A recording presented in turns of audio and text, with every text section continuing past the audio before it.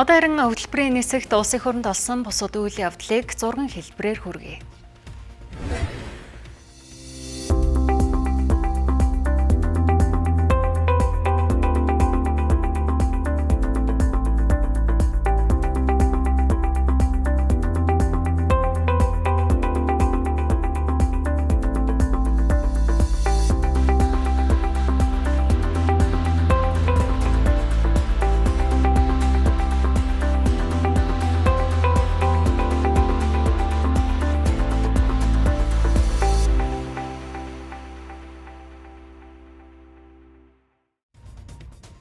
Монгол Улсын ерөнхийлөгч хөрсөх бүгд найрамдах Чех улсад төрийн ажиллал хийгээд их оронд орьсон.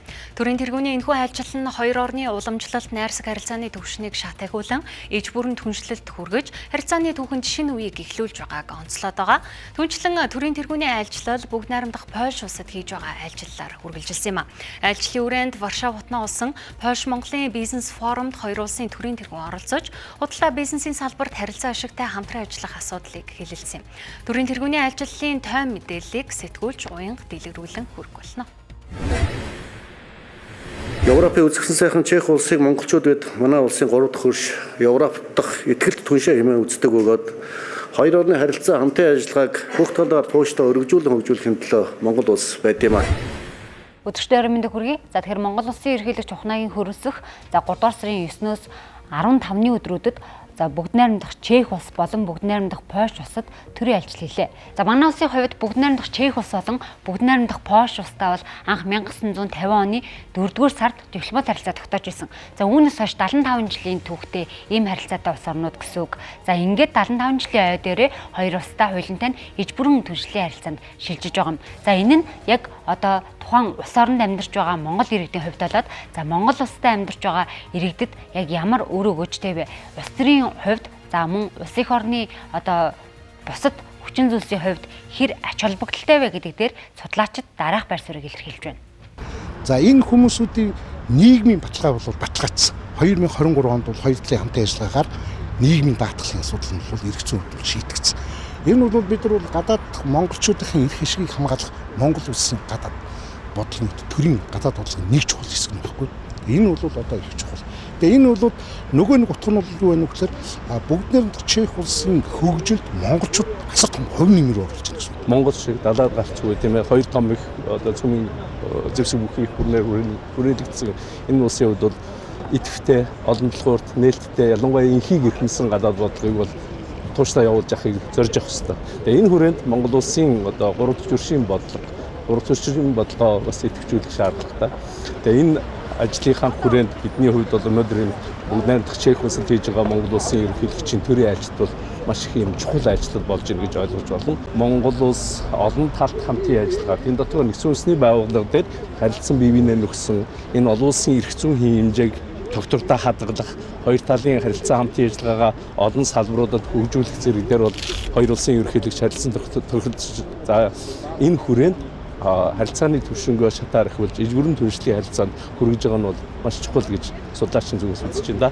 3 жилийн өмнөөс яригдсан бэлтгэгдсэн альчил та 2023 онд нэгдсэн улсын байгууллагын ерөнхий ассамблеийн чуулганд оролцож байхдаа Монгол Чехийн хоёр ерөнхийлөгч уулзаж танилцчихсан. Чехийн ерөнхийлөгч Петр Павел бол угаасаа Монголд хэлэхдээ хуучин Чехийн зөвсгчний ерөнхий командлагч байхдаа Монголд нутагшуулах дахийг хүргэж өгөх байлдааны бүр тээврийн сконх зөөрөө санаачилж гаргаж өгч ерөнхийлөгчтэй бэлгүүрээ тэгээд Чехээс аваачсан дахь Монголд үржиж байгаа шүү дээ.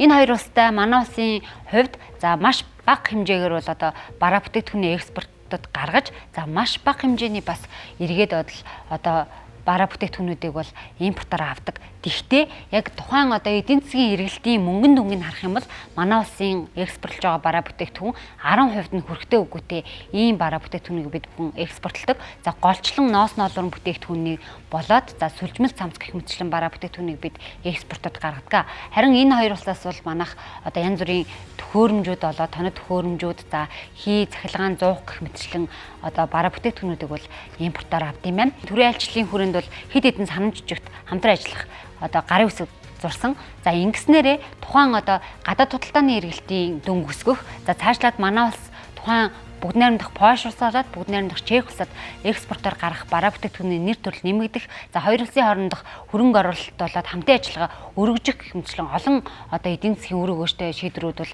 гарч ирэх боломж нь бүрдэж байна гэж үзэж байгаа.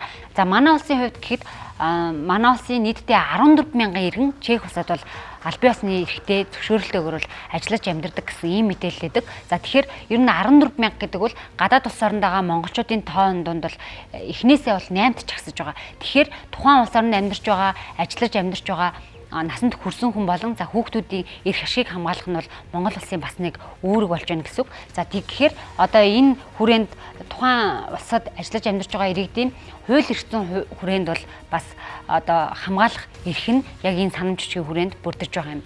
Тухайлах юм бол одоо 4 иргэн ял эдэлж байна. Чех улсад. За гэмтэргийн хохирогч болцсон одоогоор 2 хүн визний зөрчлийн улмаас саатуулагдаж шалгагдж байгаа бас 50 гаруй хүн байна.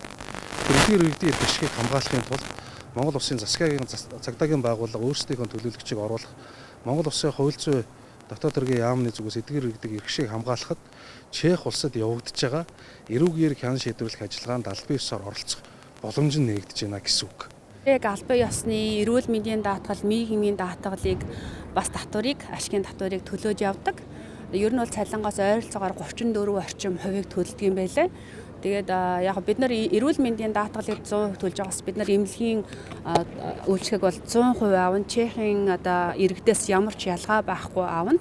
Нөгөө талаараа нийгмийн даатгалыг бол бид нар яг энэ тэтгэврийн нас бол эмэгтэй 67 нас гэж явдаг.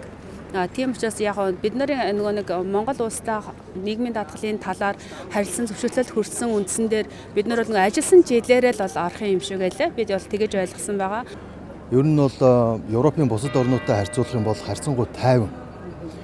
Тэгээ яагаад гэвэл Чех улс бол бүр бодлогоор энэ лалын орноос нөгөө дөрвөсөд цагаач нар ерөөс авдаггүй. Тийм учраас элдвийн одоо халдлагч гэдэг юм уу те террорист үйл ажиллагаа ер нь бол баг байхгүй гэж хэлж болно. Тийм учраас ер нь сүүлийн жилүүдэд энэ цагаач нар дөрвөсөд маш олноор байгаа. Франц, Швед, Бельги гэдэг энэ орнуудад одоо маш их ойрхон халдлага болж байгаа учраас ард иргэд нь бол дандаа айс хүчтэй амьдарч байгаа. Энд Чех улсад ажиллаж байгаа 14 мянган монголчууд буцаад эх орондоо буцахад Чехийн технологи одоо авч очих. Тэгээ Чехийн одоо үйлдвэрийн тоног төхөөрөмжүүд Монголд авч очиж жижиг дунд үйлдвэр байгуулахад яг Чех улс, Монгол улс хоёр хамтраад манай хөдөлмөр эрхлэлтийг дэмжих сан шиг юм дундын сангуудаар гиа. Тэгээ эх орондоо буцаж очиход нь одоо жижиг дунд бизнес эрхлэлт нь гарааны бизнесийн санхүүжилтүүдийг өгөх юм туршилтын төслүүд бас хэрэгжүүлэхээр бас болж байгаа тийм. Мөн боловсролын салбарт хамтран ажиллах одоо хилцээрт хоёр талын сайд нар бас гарын үсэг зурсан байгаа. За ингэснээр бол одоо ерөнхийлөгчийн хэлгээд 2001 зүйн тэтгэлэг төлбөр тэнцсэн оюутнууд Чехийн төрийн өмчийн ихтэй сургуульд суралцах боломжийг нэмсэн. За мөн дээрэс нь оюутан багш судлаачдыг богино хугацааны сургалтанд харилцан хамруулах юм. Хоёр улсын хэл соёлыг суралцах за мэдлэгийг гүнзгийрүүлэх зорилгоор жил бүр хэл зүй, уран зохиолын зуны сургалтыг хамтран зохион байгуулах ийм ажил эхэлж байгаа юм. Чех улстай боловсролын салбарт 19 онд байгуулсан гэрээ хэлцээрийг шинчиллээ. Тэгэхээр энэ бол хэд хэд ач холбогдолтой. Нэгдүгээр багш нарыг бэлтгэхэд богино хугацаагаар тийм ээ. Энэ дээр бол нэлээд тийм тооны хязгаар байсныг авсан. Оюутныг богино хугацаанд одоо солилцоход бас тооны хязгаар байсныг одоо энийг одоо хязгааргүй болгосон. За яг одоо бол үйл ажиллагаа явуулж байгаа 60 гаруй аж ахуйн нэгж байт юм. За эдгээр аж ахуйн нэгжүүдийн бол ихэнх нь геолог уулуурхай, за мөн дээрэс нь олборлол, хүнсний үйлдвэрлэл, инженерийн барилга байгууламж гэх мэтчлэн эдгээр салбаруудад бол үйл ажиллагаа явуулдаг гэсэн ийм мэдээлэл юм. За тэгвэл яг энэ төрийн айлчлалын үеэр бас дээрэс нь Монгол Чехийн бизнес форумыг зохион байгуулсан. За ингэснээр бас одоо энэ аль хэдийн бүрдсэн байгаа салбаруудын харилцаанаас гадна за бусад олон салбартаас хамтран ажиллах боломж нэгдэж байна. За мөн дээрээс нь Монголын бизнес эрхлэгчид за бүгд найрамдах Чех улсын, бүгд найрамдах Польш улсын бас хөрөнгө оруулагчдыг татах боломж нээсэн ийм үйл явдал болсныг бизнесийн салбарын онцоллоо. За Польш улсад манай улсын 1000 орчим иргэн байдаг гэсэн ийм мэдээлэл байдаг. За энэ дундаа болохоор яг энэ Польшид одоо ардын уламжлалт ангаах ухааны чиглэлийн 200 орчим эмч бас ажилладаг гэсэн ийм мэдээлэл байдаг юм байна. За тэгээд мөн үүнтэй холбоотойгоор эрүүл мэндийн салбар болоод эм эмнэлгийн хэрэгсэл гэх мэтчлэн олон салбартаас хамтран ажиллах санамжч болоод хилцээрүүдэд бол салбарын сайд болоод тухайн байгууллагын бас удирдлагууд хоорондоо бол гарын үсэг зурсан. Монгол Улсын засгийн газар Польшийн засгийн газар хоорондын нөхцөл зээлийн хэлэлцээрт 50 сая еврог 2017 онд баталгаажуулж нөхцөл зээлийн гэрээ хийсэн байдаг.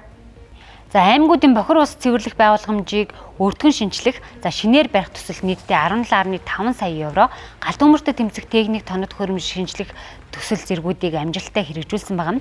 Харин 10.2 сая еврогоор хэрэгжүүлсэн хүнсний ногооны үйлдвэрлэл нэмэртгэн сүлжээг өргөжүүлэх төсөл нь цуслагдсан байгаа юм. За ерөнхийлөгчийн алчлагын хүрээнд бид хагас жилдээ нэг 2 сая доллар орчмын бараа бүтээгдэхүүн авч явах гэрээг ихний элчинд хийлээ.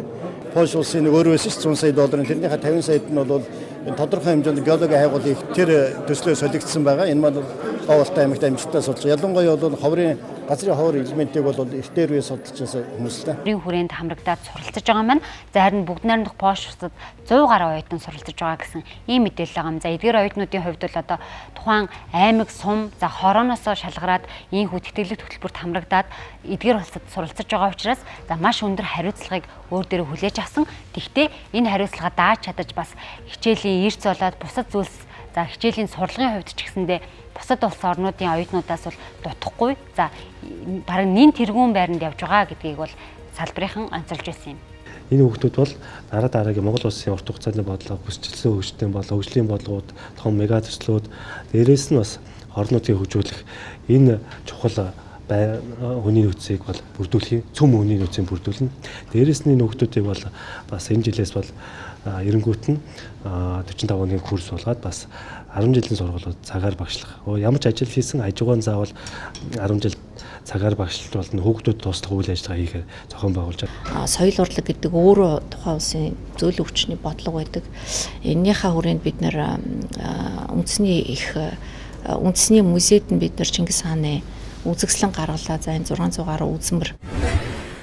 Давчхандаа Монгол Улсын эрхлэгч ухнагийн үрэлсэхийн бүгд найрамдах Чех улс болон бүгд найрамдах Польш улсад хийсэн төрийн айлчлал нь за хоёр улсын хооронд одоо харилцааг иж бүрэн түншлэлд хүргэсэн, харилцааг бол ахиулж чадсан. За Европын албаны буюу тэр дундаа 3 дахь улс орны хувьд баримталж байгаа бодлогыг бол зөв хэрэгжүүлж чадсан. Нөгөө талдаа давхар тухайн улс оронд амьдарч байгаа иргэдийн эрх ашигт нийцсэн амьдрал тойр гэж хэлж болох үз олон янзын шийдвэрүүдтэй холбоотой санамжчгийг байгуулж чадсан. Мөн дээрээс нь за Чингис хаан үзэсгэлэн болоод за морин хуурын найрлал хөгжмийн тоглолт гэх мэтчлэн олон төрлийн одоо урлагийн үзүүлбэрүүдээр дамжуулаад бас одоо зөөлөн хүчний бодлогыг хэрэгжүүлж чадсан ийм томоохон хэмжээний өргөн зар хүрээтэй айлчлал болж чадлаа гэдгийг судлаачид дүгнэн хэлж байгаамаа. Мэдээллийг та бүхэнд хүргэлээ.